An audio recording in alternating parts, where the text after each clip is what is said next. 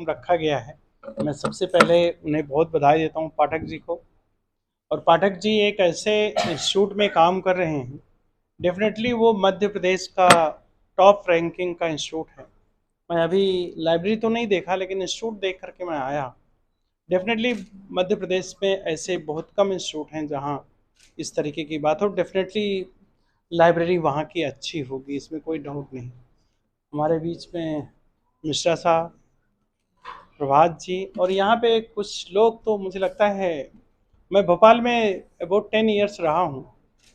हमारा office madam के college के बिल्कुल पास में था। इनकी लाइब्रेरी में कई बार गया हूँ।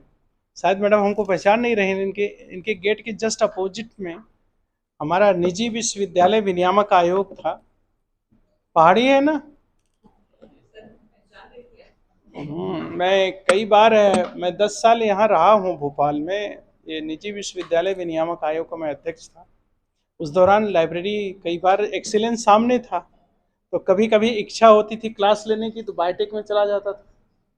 वहाँ पाटिल साहब और एक थे, और कभी कभी लाइब्रेरी में बैठने की इच्छा होती थी तो लाइब्रेरी चले जाते थे।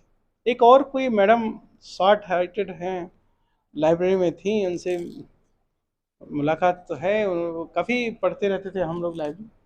अभी आप लोग इतने लोग इकट्ठे हैं, डेफिनेटली जैसे पाठक साहब की पर्सनालिटी अपने आप में रिफ्लेक्ट होती है, क्योंकि संडे को छोड़ करके यदि आप लोग उनसे जुड़े हैं, इतने लोग अपना समय दे रहे हैं, तो डेफिनेटली पाठक जी का पर्सनालिटी बहुत, उनका व्यक्तित्व तो बहुत अच्छा होगा, ये हम सब लोग उम्मीद करते हैं।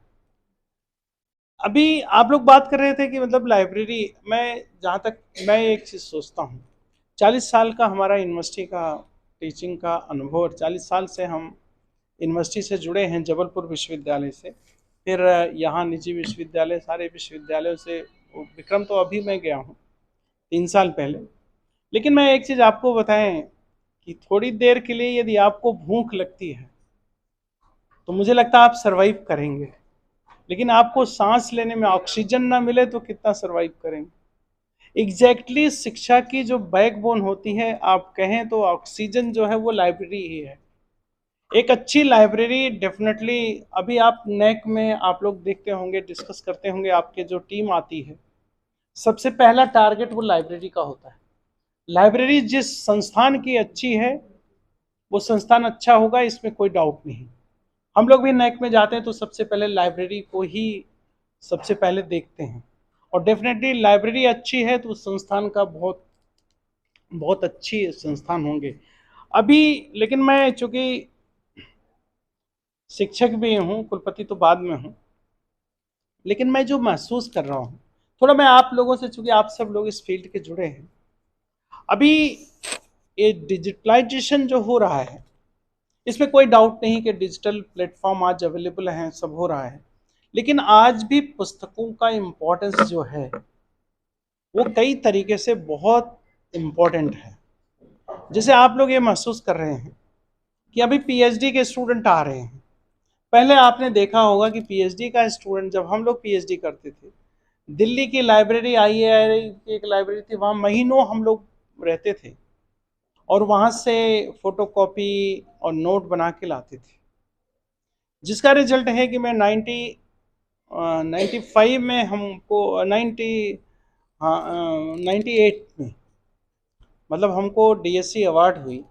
लेकिन आज भी थीसिस का, हम हमारी थीसिस आप लेके बैठ जाएं, 85 में मैंने पीएचडी किया है, उसके कम से कम आपको 50% रेफरेंस आज भी मैं बता सकता हूँ कि मैंने किस साइंटिस्ट से लिया, कहाँ से, कौन सी पुस्तकों से लिया। लेकिन अभी मैं पीएचडी वाइवा में बैठता हूँ तो बच्चे जो है, जो 3 महीने 4 महीने पहले पीएचडी सबमिट किए, वो अपने रेफरेंस नहीं बता पाते। क्यों ऐसा हो रहा है? इसलिए हो रहा है कि हम एक नया कल्चर, डिजिटल प्लेटफॉर्म से एक नया कल्चर आ रहा है, उसको भी थोड़ा सा आप लोग ध्यान रखें, क्योंकि बच्चे जो अभी आ रहे हैं वो डिजिटल प्लेटफॉर्म से सारी इंफॉर्मेशन कलेक्ट कर रहे हैं, लेकिन उनके ब्रेन में नहीं आ रहा है। और ये डेफिनेटली एक थ्योरी ऑफ इवोल्यूशन है, उसे डेफिनेटली ये है कि आज बच्चे जो है डिजिटल प्लेटफॉर्म से सब कुछ उनको मिल रहा है, सब चीज़ें मिल रही हैं, लेकिन पुस्तकें पढ़ के जो वो नोट्स बनाते थे, वो चीज़ों के कारण उनके माइंड में जो सेट आता था, उनके माइंड में जो इंफॉर्मेशन कलेक्ट होती थी, वो नहीं हो पा रही है। और ये केवल टीचर स्टूडेंट्स के साथ में नहीं है, मैं देख रहा हूँ कि हमारे शिक्षक साथी भी अब प्लेटफॉर्म पे बैठ के, जैसे उनको क्लास लेना है, तो वो जो ये तैयार करते हैं पीपीटी, पीपीटी उसी से कॉपी करके करते हैं, ना कि वो अपने आप लिखते हैं। उसके कारण उनको भी ये प्रॉब्लम आ रही है कि वो भी पूरी तरीके से विद्यार्थियों को सेटिस्फाई नहीं कर पा रहे हैं, क्योंकि कहीं ना कहीं माइंड की एक्सरसाइज ना होने से माइंड भी संकुचित होता चला जा रहा है। इसलिए थोड़ा सा आप लोगों से मेरा निवेदन है कि बच्चों को, आप जैसा अभी पाठक साहब बोले थे, ये कोई सिर्फ लाइब्रेरी तक सीमित रहने की बात नहीं है। आपका बहुत बड़ा दायित्व तो है कि आप बच्चों को प्रमोट करें रीडिंग हैबिट के लिए। आप लोग भोपाल में जितने लोग हैं, हमने आपने देखा होगा जब यहाँ पे माननीय आनंदीबेन पटेल थी, तो उन्होंने एक स्कीम चला रखी थी, पढ़े मध्य प्रदेश बढ़े मध्य प्रदेश, और एक था सेंटर का कि पढ़े भारत बढ़े भारत। क्यों ऐसी? क्योंकि बच्चों की हैबिट ही नहीं आ रही पढ़ने की, वो पढ़ना नहीं अब चाह रहे हैं। सोशल मीडिया पे इतना ज़्यादा इन्वॉल्वमेंट के उनको लिटरेचर मिल रहा है, सब मिल रहा है। तो मेरा आप लोगों से निवेदन है कि चूंकि आप लोग इससे जुड़े हुए हैं, और डेफिनेटली जैसे मैं तो बायोलॉजी का स्टूडेंट हूँ, बट आप लोग लाइब्रेरी के, तो अपने सब्जेक्ट का डेफिनेटली आपके प्रति बहुत रुझान होगा। मिश्रा साहब कोचिंग चलाते हैं, मिश्रा साहब को भी ये बात बहुत कभी कभी मुझे लगता है महसूस होती होगी कि बच्चे जो रीडिंग की हैबिट होना चाहिए, वो रीडिंग की हैबिट ना होने के कारण कई बार वो कोचिंग में भी पढ़ते हैं लेकिन कुछ उतना सक्सेस नहीं हो पाते। इसलिए आप लोग का ये बहुत बड़ा दायित्व तो है कि आप लोग थोड़ा इस तरफ भी ध्यान दें।